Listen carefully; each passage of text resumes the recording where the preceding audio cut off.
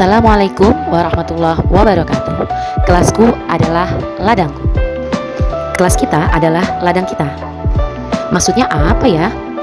Mari kita simak ilustrasi berikut ini.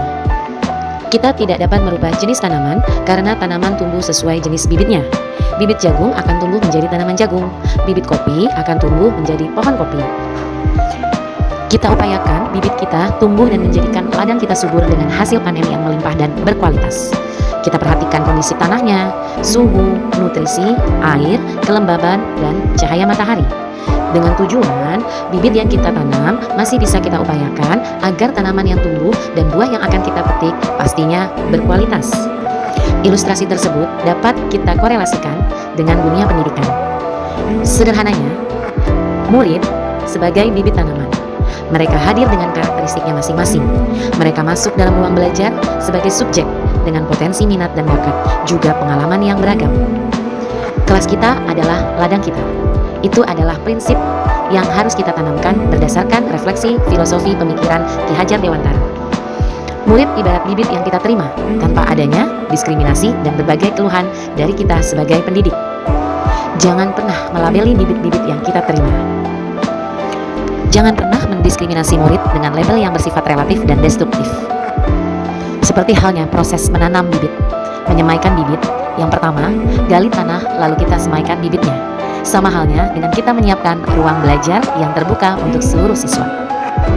Kemudian, semaikan bibit-bibitnya dengan optimis akan tumbuh menjadi tanaman yang subur. Begitu juga kita sebagai pendidik, mulai dengan semangat mengenali karakteristik murid-murid kita. Penuhi nutrisi tanaman, tetapi diawali dengan memahami karakteristik tanah, tanaman itu sendiri, dan aspek-aspek lain yang mempengaruhi pertumbuhan tanaman, seperti pupuknya, air, cahaya, ataupun zat-zat lain sesuai kebutuhan tanaman tersebut.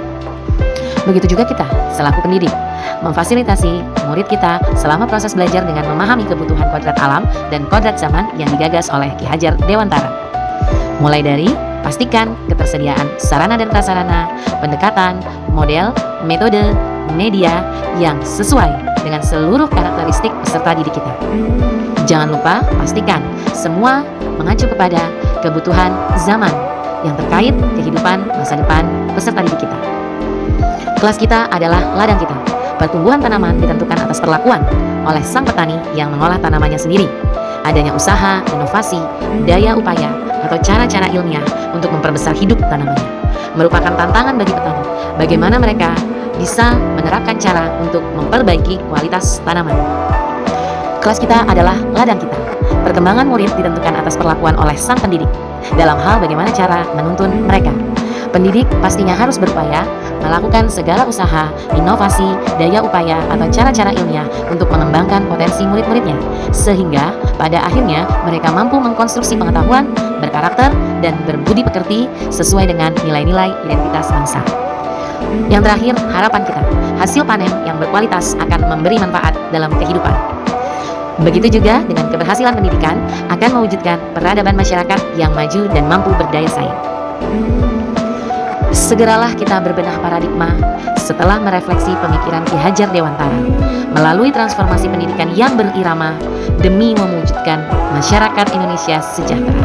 Terima kasih. Wassalamualaikum warahmatullahi wabarakatuh.